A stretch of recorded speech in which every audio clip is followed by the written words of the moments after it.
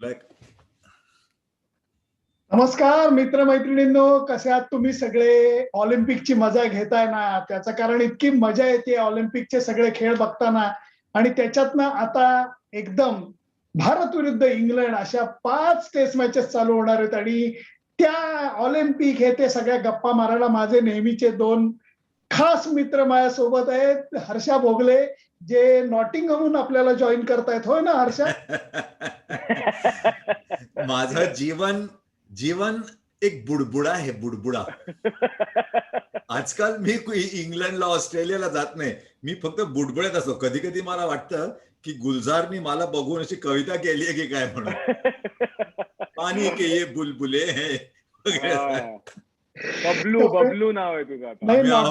आम्ही आहोत गोरेगावात, Goregaon all the way. काही लोक म्हणतात ट्रॅफिक कधी कधी इतकं जास्त असतं की इंग्लंडलाच पोहोचायचं अर्ध्या वेळात आपण गोरेगावला पोहोचतो म्हणून आमच्या घरापासून. पण हर्षा किती सालानंतर इंग्लंडला टूर आहे आणि तू गेलेला नाहीयेस? पहिल्यांदा गेलो 1990 साली, पहिल्यांदा. ते मिड डे साठी लिहित होतो तेव्हा. त्याच्यानंतर एव्हरी सिंगल टूर, 96, 2002, 2007, 11, 14, 18. आई ग. जे मागच्या वर्षी ऑस्ट्रेलियाचं झालं तेच ह्या वर्षी झालं. कोविडमुळे असे आपले दुसऱ्यांचे रेकॉर्ड होत नसतील, पण आमचे सगळे रेकॉर्ड मोडतायत. अरे पण विक्रम, तुला एक सांगायचं होतं. एक म्हणजे रेकॉर्ड नवीनच झालाय, हे फक्त आपल्या दोघांना समजेल, सुनंदांना कळणार नाही हे. कारण मागच्या वेळेला जेव्हा आपण तिघं बोललो होतो तेव्हा तुला आठवतं एक टॉपिक होता आणि त्याच्यानंतर जी गोष्ट घडली, दचकशील तुला खरंच वाटणार नाही. लेल्यांकडनं आंबे आले, लेल्यांकडनं आंबे आले. क्या बात आहे लेले, कॉंग्रॅच्युलेशन.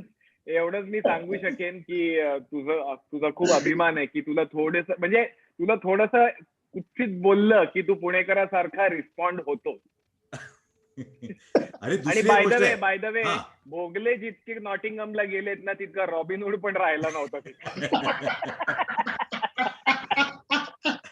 विक्रम, तुला आणि एक गोष्ट, हे आंब्याचा टॉपिक चेंज व्हायच्या आधी, म्हणजे आपण कसं, तू आणि मी, आपण असं ते सप्लिमेंटरी लिस्ट येते ना कधी कधी नंतर, तर आपण दोघं सप्लिमेंटरी लिस्ट, मेन लिस्ट मध्ये कोण असतं तुला नाव एकच सांगतो तुला, सुनंदन जरा डोकं उजवीकडे कर.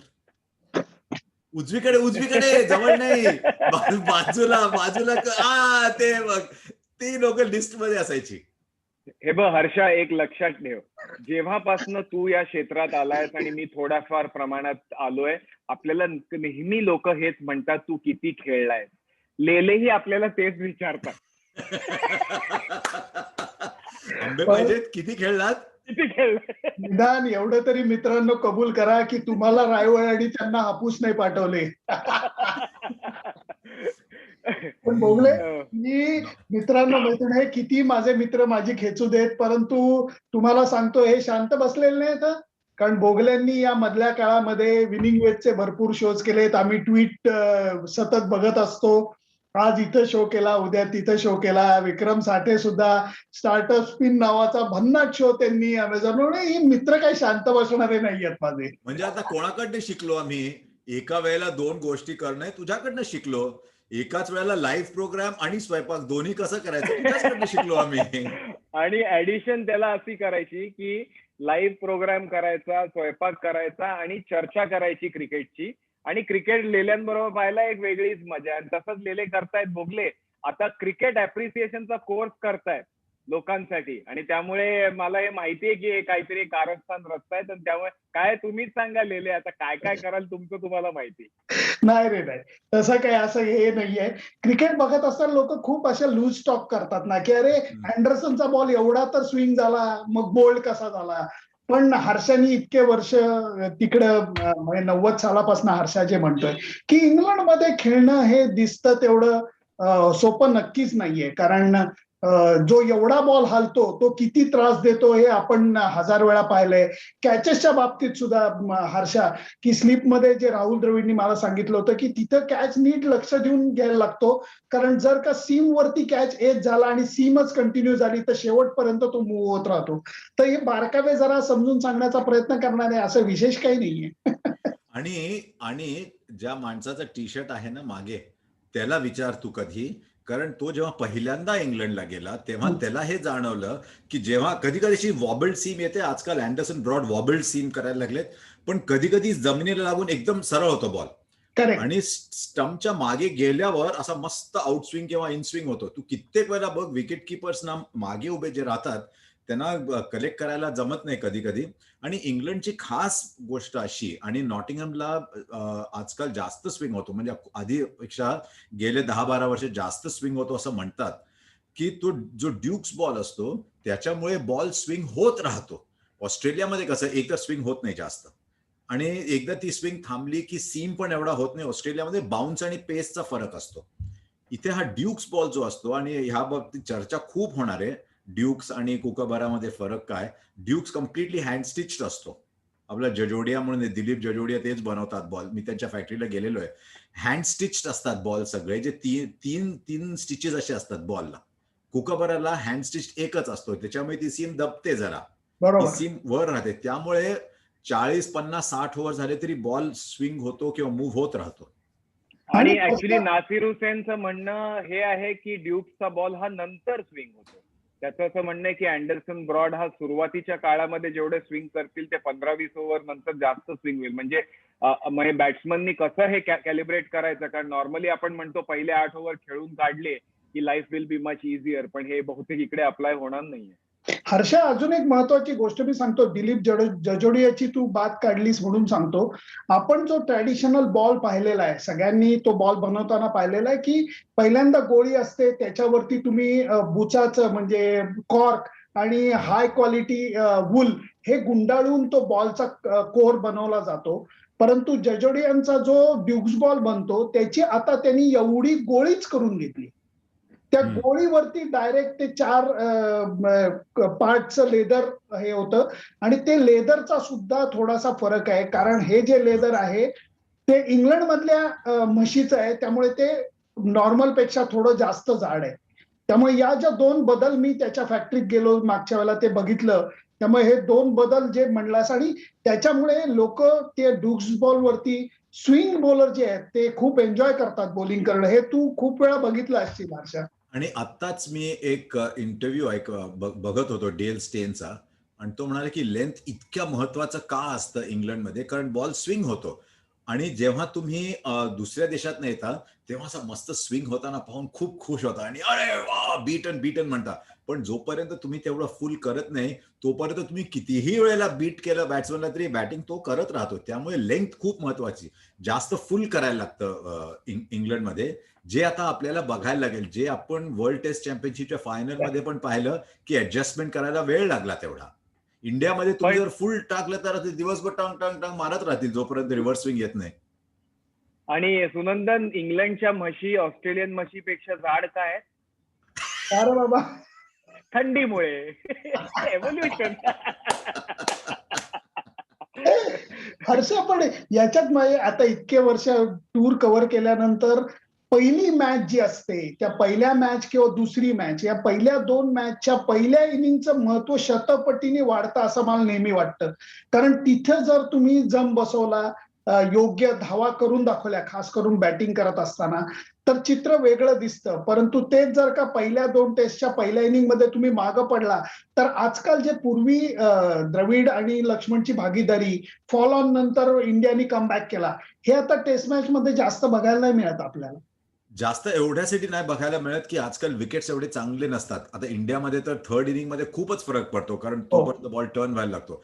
इंग्लंडमध्ये आता ऑगस्ट सप्टेंबरमध्ये आपण खेळत असल्यामुळे एखादी वेळेस स्पिन व्हायची शक्यता आहे, त्याच्यामुळे थर्ड फोर्थ इनिंग मध्ये बॉलर्स जास्त वेगळ्या टाईपचे बॉलर्स यायला लागतील.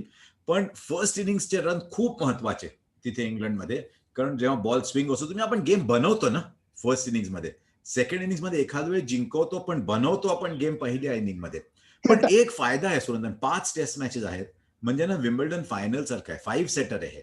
कधी कधी काय असतं, 3 सेटची मॅच असते, 1 सेट तुम्ही हरला तर मग कमबॅक करायला कधी कधी वेळ उरत नाही. इथे 5 टेस्ट मॅच असल्यामुळे टेस्ट मॅचच्या आत पण मेकअप करायला वेळ असतो. 5 दिवसाचा गेम 20 ओव्हरच्या मॅचमध्ये कमबॅकला कधी कधी वेळ नसतो एवढा. तर मॅचच्या आत कमबॅकला वेळ असतो आणि across a match 5 test matches असतात, तिथे पण कमबॅक करायला वेळ मिळतो. त्यामुळे हे आपण 100% म्हणू शकतो की जी टीम सिरीज जिंकते ती 100% जास्त चांगली टीम आहे. हे आपण T20 मध्ये दरवेळेला म्हणू शकत नाही. Correct correct. पण मला सुनंदन आणि हर्षाला प्रश्न विचारायचा आहे, कारण आपण बॅटिंगला रन करूया असं म्हणायचं. मला वाटलं तू परत ते गाय मशीन बद्दल विचारशील की काय. मला हा प्रश्न सुनंदन तुझ्या प्रश्न अगोदर विचारायचा आहे की आता आपण पाहिलं की इंडियन बॅटिंग लाईनअप जी खूप चांगली पेपरवर तर आहेच, पण आउट ऑफ इंडिया सध्या लेटली परफॉर्मन्स 18 नंतर एवढा चांगला राहिलेला नाहीये.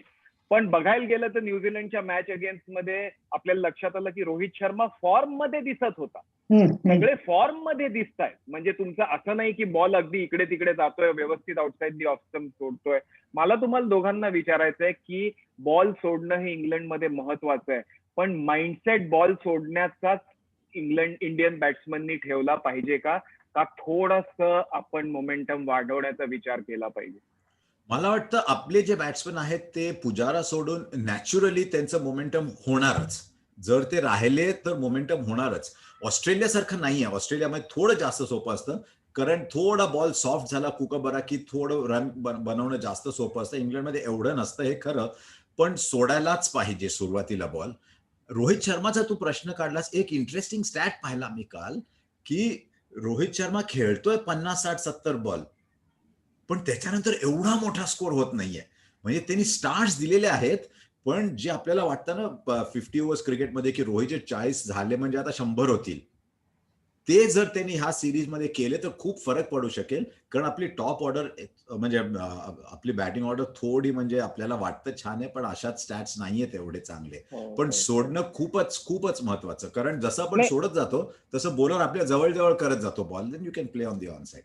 हो, पण काय मला असं वाटतं Sunandan, you can correct me if I am wrong, मला असं वाटतं की because of short format cricket सोडण्याची जर तो कालावधी आहे ना, तो खूप कमी आहे आजच्या क्रिकेटरचा.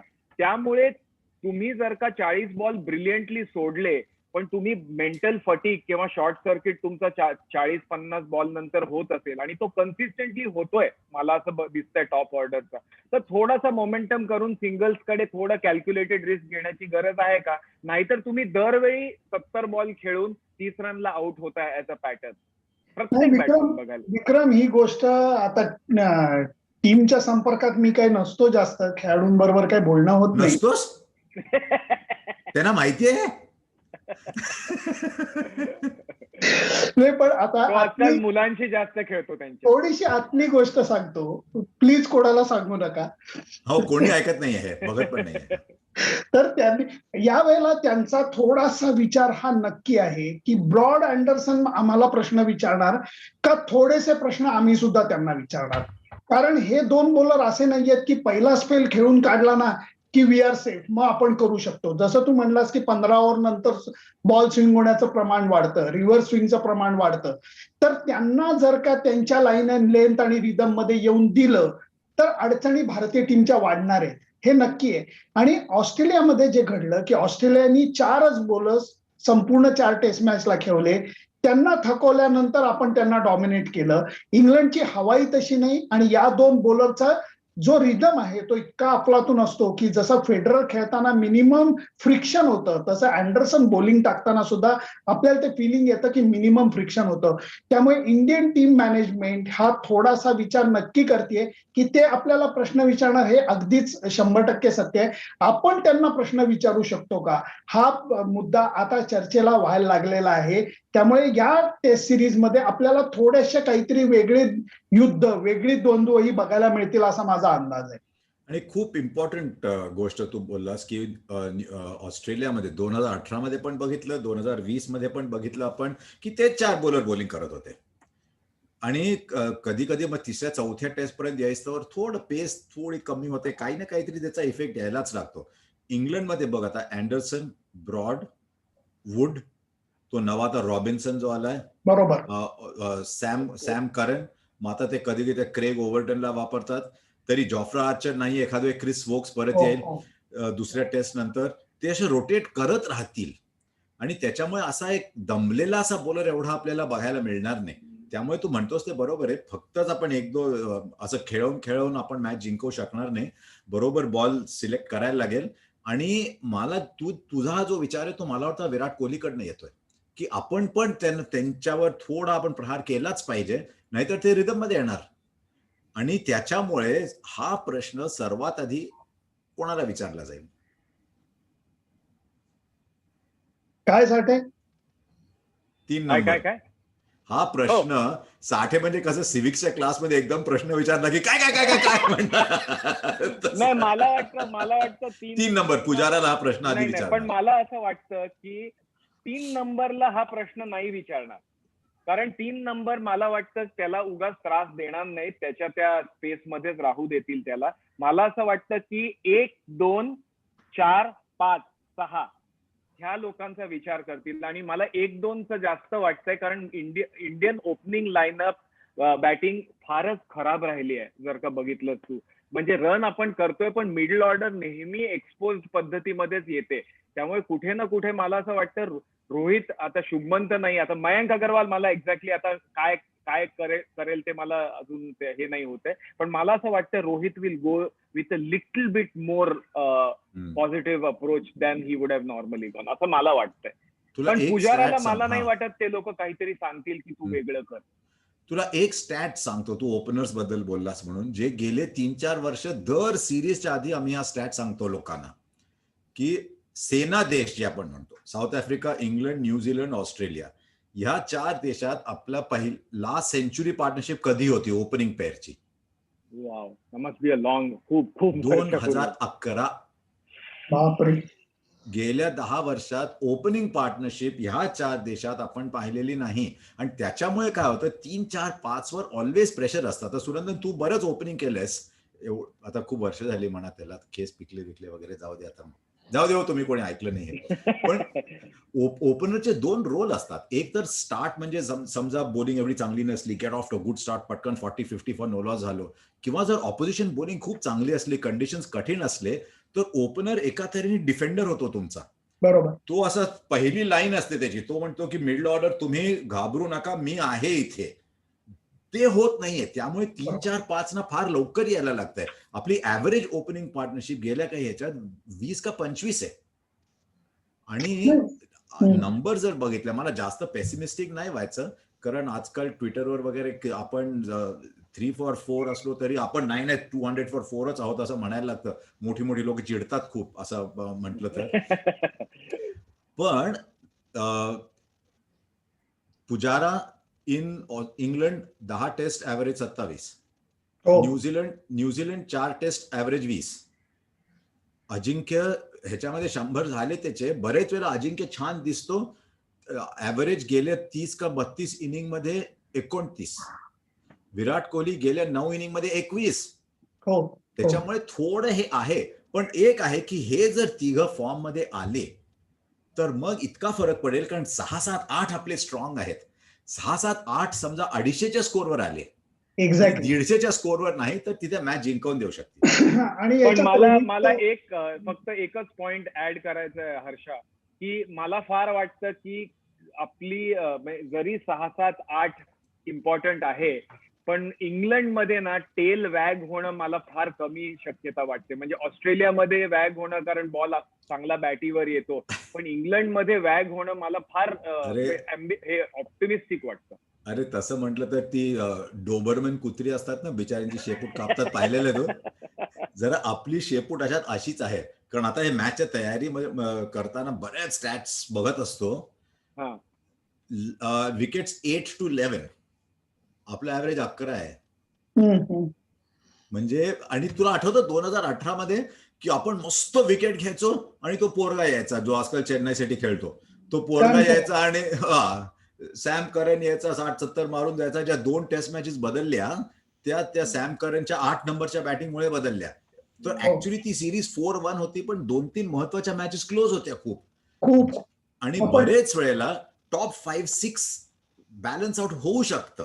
आणि हे विसरू नका की इंग्लंडचे टॉप 3 जे आहेत ना ते म्हणजे आता सुनंदन तुला असे प्लेयर तू बघितले असशील की असे खूप इरिटेटिंग प्लेयर असतात. आता चला ड्रॉप करायची वेळ आली म्हटलं की 1:48 करतात आणि मग परत 11, 17, 3, 4, 55 म्हणजे ड्रॉप करता येत नाही पण ते मॅच जिंकवून देत नाहीत. असे त्यांचे बरेच प्लेयर आहेत इंग्लंड टीम मध्ये.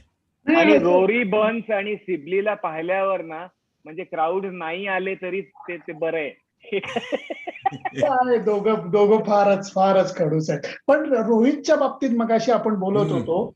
रोहितनी एक गोष्ट मागच्या म्हणजे इंग्लंड विरुद्ध जी भारतात सिरीज झाली त्यावेळेला म्हणला होता की मी आता टेस्ट क्रिकेटमध्ये रन्स किती करणार पेक्षा मी किती बॉल खेळणार याच्यावरती मी लक्ष देतोय.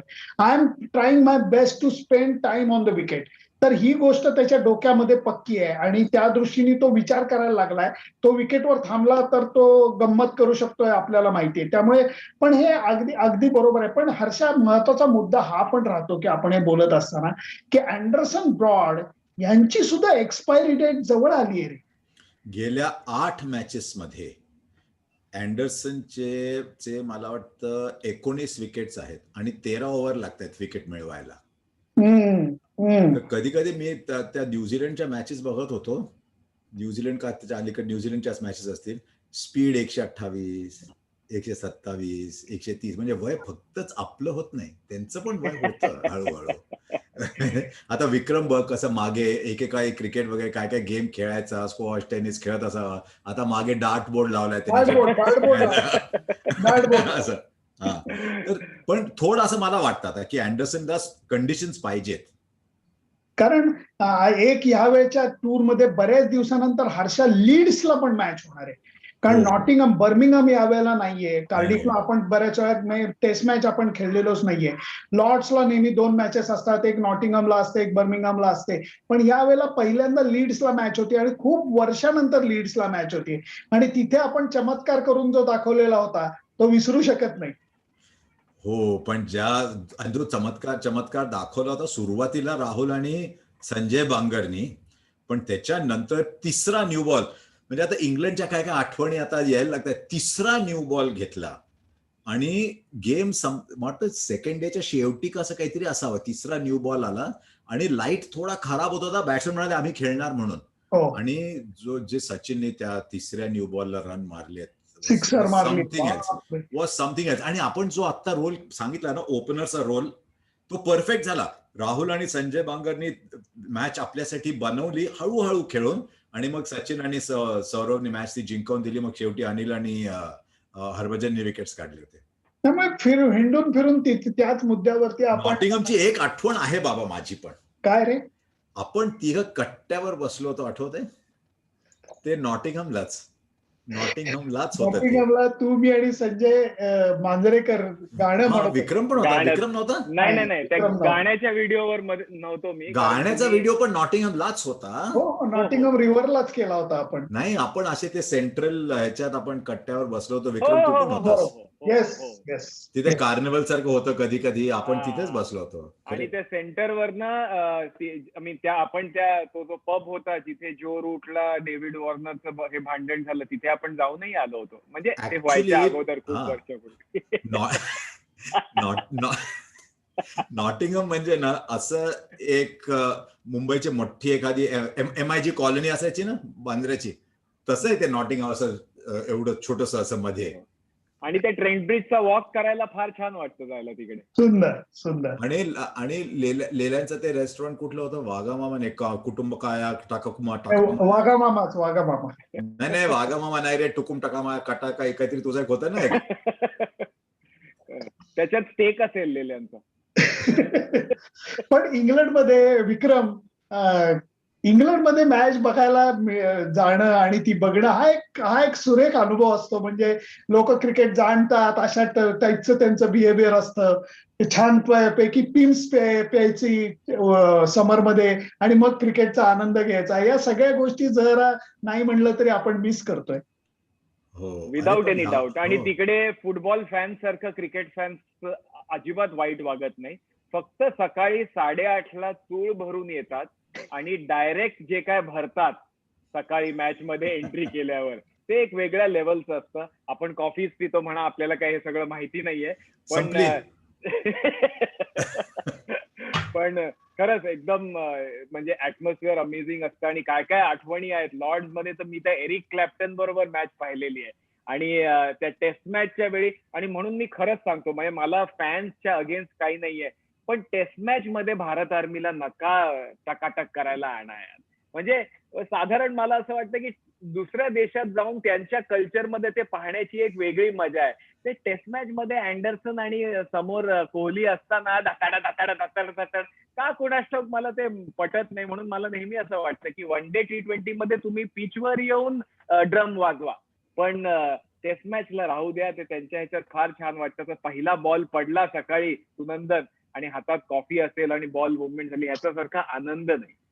लेले, तुम्ही एक ऐकलं की नाही, मार्केटिंग माणूस वगैरे असा हळूच असं एक टाकतो, एक एरिक क्लॅप्टन बरोबर बघत होतो, जावेद अख्तर असं बोलत असताना जावेद अख्तरचा फोन आला, त्यांनी विम्बल्डनला गेलो 2 तिकीट दिली. आणि म्हणजे असं ते साठे नाव असल्याने असं तिथं हर्षा पण त्यांनी खूप महत्वाचा पॉइंट काढला विक्रमनी, की एकच देश, फुटबॉल बघणारी लोक वेगळी, क्रिकेट बघणारी लोक वेगळी. क्रिकेटला तुम्ही आरामात फक्त एक छत्री घेऊन जा पाऊस पडला तर, फुटबॉलमध्ये जर तुम्ही गेला तर आर्मर आणि असं म्हणजे असं युद्धाला गेल्यासारखं जायला लागतं. मी जाणार नाही. मी एकदाच गेलोय फुटबॉल मॅच बघायला इंग्लंडमध्ये, ते पण क्लब मॅच होती, so it was okay.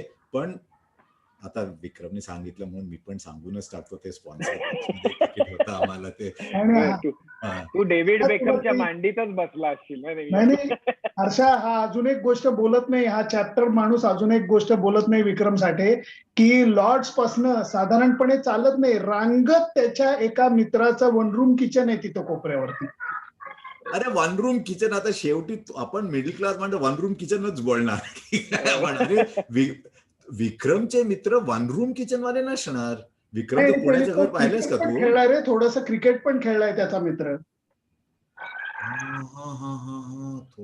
Cricket नाही आणि काय आहे, पण ते वन रूम किचन आहे की छोटस रे, आपलं 3-4 हजार स्क्वेअर फुटाचं आहे छोटस. हा, म्हणजे असं बाहेर येऊन आपण लेफ्टला जातो, ते जे डेनुबियस काहीतरी एक हॉटेल असतं तिथे, जे दरवर्षी ना असं नाव बदलतं. ते इनफॅक्ट रेकॉर्ड झालंय, गेले 2-3 वर्ष नाव बदललं नाहीये त्या हॉटेलचं. तिकडनं उजवीकडे वळायचं, एक मोठं मस्जिद येतं, त्याच्या पुढे उजवीकडे ना ते घर तू म्हणतोय. आणि हे बघा, लॉर्ड समोर लता दिदींचं घर आणि 100 मीटरवर साहेबांचं घर, ह्याच्या म्हणजे काय पाहिजे हो तुम्हाला आयुष्यात? खरं खरं. त्यामुळे वाटेल कोणाचं घर आहे सांगूनच टाक. सचिन तेंडुलकरचं घर असतं. त्यामुळे मॅच बघून झाल्यानंतर चर्चा तिकडं जाऊन करायची ही फार एक वेगळी धमाल असते म्हणजे खरोखर. त्यामुळे हे सगळं काय म्हणतात त्याला, आपण रेड लिस्ट मधनं अंबर लिस्ट मध्ये कधी जाणार आणि या सगळ्या गोष्टींची वाट पाहूयात आपण. आणि हर्षा, माझं दुःख तर काय सांगू रे, पहिल्यांदा मला नॉर्मली काही कोणी टुरिझम बोर्डवाले काही कडेवर घेत नाहीत, पण यावेळेला मला चक्क ब्रिटिश हाय कमिशननी विनंती केली होती की आपण एकत्र काम करू, एकत्र प्रमोशन करू. क्रिकेट इंडिया आणि इंग्लंडचं कसं महान आहे आणि त्याची रायव्हलरी कशी मजेदार आहे, आपण एकत्र काम करू. तुम्हाला कुठं फिरायचंय? अहो मला फिरायचंय कोथरूडला नाही, मला इंग्लंडमध्ये फिरायचंय हो. कारण तुम्ही रेड लिस्ट मध्ये आम्हाला ठेवलंय तर आम्ही जाणार कसे? म्हणजे काय सांगायचं तुला एक एक गोष्टी. यातना सुनंदनला काय एवढ्या होत आहेत सांगू का? कारण 2018 मध्ये त्यांनी 2021 ची ट्रेन तिकीट आणि बुकिंग ठेवलं होतं त्यांनी. जशी एक सिरीज संपली, पुढच्या सिरीजचं त्यांनी सगळं बुकिंग करून ठेवलं होतं अरे त्यांनी. आणि त्याच्यासाठीच ब्रिटिश हाय कमिशन त्याला की एवढं टुरिझम डेव्हलप करतो. पण सुनंदन, एक गोष्ट आहे, तुला वेळ आहे, पण आता जर आपण दोघं सध्या इंग्लंडमध्ये असतो ना, तुला वेगळं तिकीट काढायला लागलं असतं आणि मला वेगळं तिकीट काढता आलं असतं. का बरं? कारण तुम्हाला वेळ आहे, आम्ही सिनियर सिटीजन. हे नुकतंच झालेलं आहे. हर्षा भोगले हे नुकतेच अगदी ताजे सिनियर सिटीजन झालेले आहेत असं म्हणायला हरकत नाही. काय विक्रम? अगदी नाही, पण बघ चेहऱ्यावर अजून 22 वर्षाच्या मुलाचा हात. अरे आंबे कोणाचे खाल्ले यावर्षी? वाटणारच. रिव्हर्स एजिंग आंबे. अरे जेव्हा आले आंबे घरी, मी असं ते पार्सलवर सगळीकडे शोधत होतो, कुठे धोनी, कोहली, रोहित असं काही लिहिलेलं आहे का कुठे. पाहिलं तर माझं नाव. तर मला तेव्हा कळलं की सुनंदन बघत नसताना पटकन मंजिरीने ते नाव लिहून पाठवून दिलं असेल, त्याला कळलं पण नसेल. तुला मिळाले का? नाही, मला तर टेकन फॉर ग्रांटेड आहे. तो म्हणतो तू अंडर 19 पण नाही खेळला. तो पण पुण्यात ते आहे. असतो ना, त्यामुळे त्याला पाठवायला आहे ना. लागत नाही, त्याला व्यवस्थित मिळतात, त्यामुळे प्रॉब्लेम नाही. तू अरे तिकडे कोणी लांब बघत नसताना झाडावर पटकन लपून छपून चढून कैऱ्या पण तोडल्या असतील नाही, विक्रमने. आता त्याचं वय आहे ना अजून तेवढंच. नाही, त्याचं सिम्पल आहे लॉजिक. मला का मिळतात, कारण मला काम दिलं जातं की तू बांद्र्यात राहतो, बांद्र्याला तेंडुलकर राहतात, ते एक डबा त्यांच्याकडे टाक, हा छोटा तुझ्याकडे ठेव. म्हणजे असं नको वाटायला की कुरिअरवाल्याला काहीच दिलं नाही पाहिजे. एक गंमत आहे ना, लेले आपल्याला बोलावतात कार्यक्रमासाठी आणि आपण दोघं मिळून विचार. पण सुनंदन एक मिस करणार आहे मी ह्या वर्षी, नो डाऊट ॲट ऑल, की प्रेस कॉन्फरन्स झाल्यावर जो एक मराठीत प्रश्न असतो ना शेवटी, तो ऐका ना, का एखाद्या झूमवर पण विचारशील. होणार. ते आपलं तर काही थांबत नाही. शेवटचा प्रश्न लेल्यांचा, हे आता उद्यापासून, आता विराट कोहलीचं हे चालू झालं की चालू होईल, उद्यापासून बॅटिंग चालू होईल माझी. कारण रोहित शर्मा समज 98 वर असला बॅटिंग, तो काय विचार करत असेल की 2 रन मारले तर 100 की 2 रन मारले तर 100 होतील, मला प्रेस कॉन्फरन्स मध्ये जायला लागेल आणि लेल्यानं मराठीत उत्तर द्यायला लागेल. ते म्हणजे सेहवाग म्हणायचा ना की मॅन ऑफ द मॅच मला नको होतं, कारण ते कोणीतरी येऊन प्रश्न विचारणार त्यातलाच. अरे यार 90 कशाला करतो यार, लेले मराठीत प्रश्न विचारता मेलबर्न मध्ये पण यार. एकदा रोहित शर्मा म्हणला, अरे वो लेले सर को बोलो मेलबर्न में भी मराठी में पूछते यार. पण ही सगळी मजा, म्हणून मी म्हणतो की आता कधी या सगळ्या गोष्टी ओपन अप होत आहे हे क्रिकेट देवालाच माहिती. परंतु एक्साइटमेंट खूप आहे. ऑलिम्पिक शेवटच्या टप्प्यात आलंय आणि इंग्लंडची सिरीज सुद्धा चालू होतीये. फटाका सिरीज होणार आहे, कारण ते सुद्धा एकदम काय म्हणतात त्याला, वेटिंग आहे. तर भारतामधला पराभव हा त्यांनाही जिव्हारी लागलाय, त्यामुळे तेही वेटिंग आहेत. त्यामुळे या सिरीजला धमाल येणार आहे. त्यामुळे भोगलेंची कॉमेंट्री ऐकत आपण क्रिकेटचा आनंद घेऊयात विक्रम साठे. अगदी विदाऊट एनी डाऊट. आणि भोगल्यांमुळेच ती इंग्लिश बॅटिंग लाईनअप थोडीशी चांगली दिसेल, कारण नाही तर इंग्लिश क्रिकेटचा क्रायटेरिया, तुम्ही वाईट दिसता खेळताना तर तुम्हाला बॅटिंग नक्की मिळणार. पण भोगले आपल्या वर्ड्सनी त्यांना, इव्हन सिबलीला असं आपल्याला दाखवतील की तो फार छान बॅट्समन आहे. अरे एक आहे, तो रोरी बर्न्स जेव्हा बॅटिंग करतो ना, असं वाटतं कधी चंदपॉलला परत बघू आपण.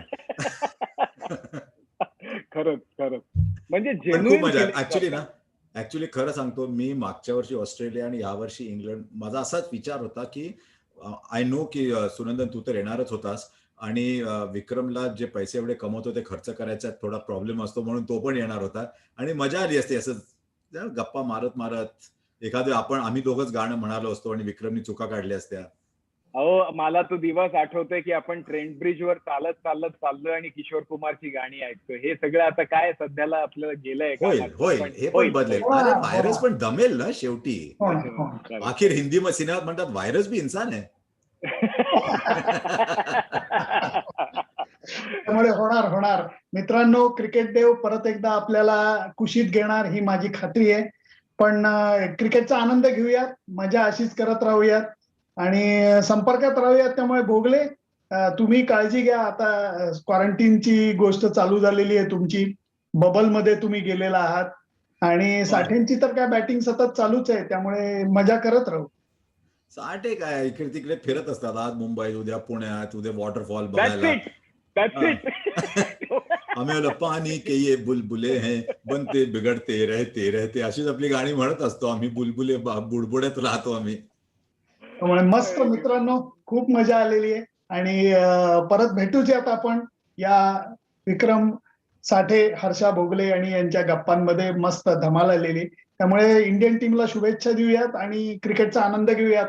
थँक्यू सो मच मित्रांनो. थँक्यू. बाय.